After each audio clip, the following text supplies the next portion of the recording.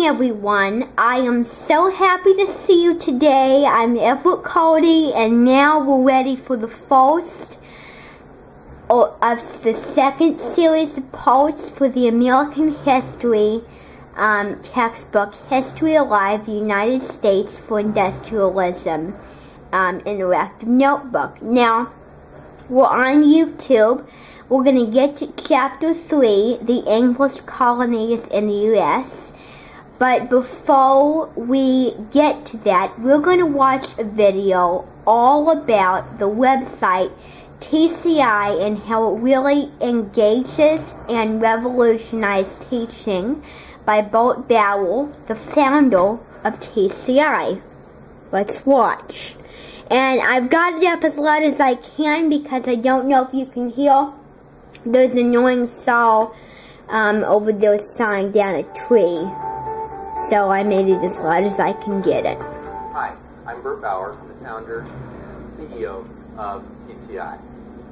Thanks for taking this time to watch the video to learn about History Alive, the United States through Industrialism. Before we begin, I want to remind you that TCI is not like a traditional textbook program. We don't just give you a textbook, some worksheets, and then you've got to lecture to the kids all day about history. No, this program is truly hands-on and minds-on. Students are going to have a critical look at history because we provide you with all the materials you need for creating a truly hands-on program. That's why TCI has boomed across the country in the last 20 years. Teachers are so thankful to finally have materials that are created by teachers for teachers. Let's take a closer look at the program now. We believe the best teaching marries great content, meaningful technology, interactive classroom experience. Districts that implement TCI have improved test scores and heightened student engagement. Each lesson has an activity centered around one of these 6 teaching strategies to set the environment for active learning. Now it's time to step into a TCI classroom and see some of the magic that we bring to the classroom to really bring the learning of history alive. These are the kinds of activities that you're going to soon, hopefully, be doing with your students. This visual discovery activity on the presidency of Andrew Jackson begins with a preview. So students take their interactive student notebook, they open up to the lesson on Andrew Jackson, and this begins with a song. You probably know it well, The Hunters of Kentucky. And this is a backwoods Kentucky song that's very different from the kind of campaign songs that Washington, Jefferson, and other Federalists used prior to this groundbreaking presidency of Andrew Jackson. In this activity today, we're going to examine a series of images from the presidency of Andrew Jackson to learn about how democratic his government was.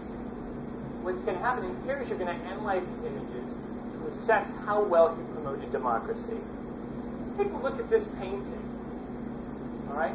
And just take a couple of seconds and look for 4 really interesting details. We're going to use our magnifying tool to zoom in on some of these details that you found. Let me start here. Amanda, you look like you've got an interesting detail. Okay? So let's zoom in on that hat. Go here. Click right on this hat. We're going to see it. One more detail. Great. Somebody else. Okay. So let's move ahead now. How do you think these people feel and how can you tell? Now that you've seen how students learn about the Jackson presidency and the visual discovery activity, it's time for them to get to work. So they'll get out their interactive student notebook, and the processing prompt for this activity is a hero wanted poster of Jackson, where they put both the positive impact and some of the negative impact of the Jacksonian democracy. This is really going to challenge students to use their higher order thinking skills and their multiple intelligence. You can easily see how we're correlated to your state standards on our website.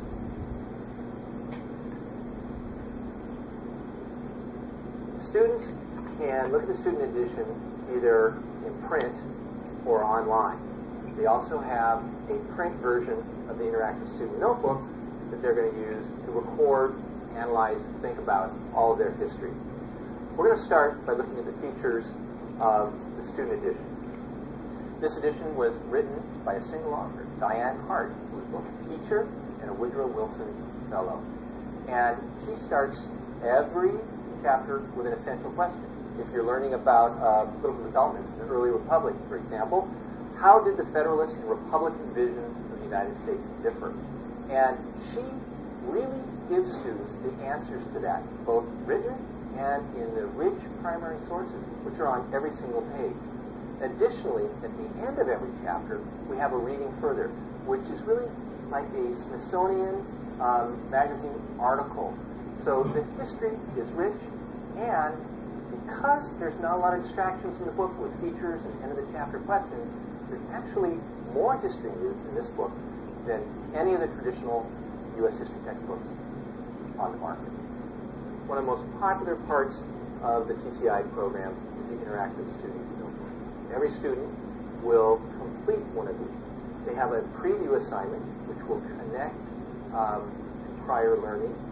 They will also have reading notes, where they will use a graphic organizer to record the main ideas of what they read. There may be also activity notes during an activity, and every lesson ends with a processing activity where students have to use higher order thinking skills and their multiple intelligences and show that they really understand it. This interactive student notebook will follow them around all year and maybe even beyond, long past when they have their hands on the student edition. It really is their portfolio of learning. Now let's take a look inside the online student subscription. Here's the student text. Students can select text to be read to them. During the campaign, both sides hurled accusations at each other. Have glossary terms defined in context. Highlight main ideas. And check to see if their highlighting is correct. Students can also get the text in Spanish. Each lesson has a game-like reading challenge where students can show what they've learned. TCI support to you both in print and online. Let's take a look at what you get with the print teacher resource program. This comes in a packet where you'll get the student edition, the interactive student notebook, you'll get the lesson guides, lesson masters, you'll get placards, visuals, everything you need to totally engage your students on a day-to-day basis in the classroom. If the internet goes down or if you don't have internet connection, this print teacher resource program will meet all your needs. However, if you use the online teacher subscription, you're going to get more flexibility and more pizzazz in your teaching than you could ever imagine. Let's take a look at that now. Here's your list of lessons. We'll look at Lesson 14. To prepare for this lesson, you should watch the short video, then open up the classroom presentation.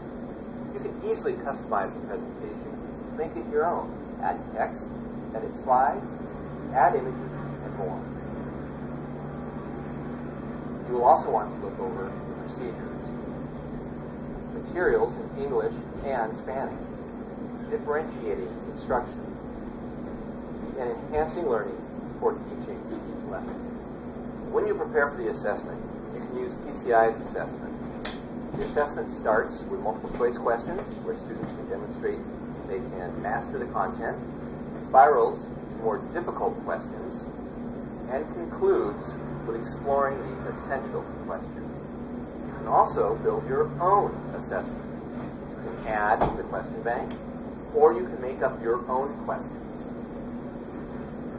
Earlier, we showed the student text reading challenge. Now, let's dive into a few more features teachers have with students. You can assign reading challenges here. You can instantly review your students' reading challenge scores, either individually or as a class, to see where students need further instruction. Thanks for taking the time to consider TCI for your middle school students. I promise you one thing. If you adopt TCI, it's going to totally reignite your passion for teaching.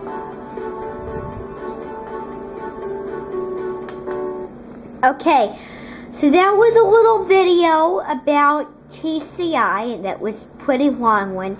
I'm going to stop the flip for right now, and when we come back, we will look at the English colonies in North America, which is Chapter 3. Goodbye, bloggers.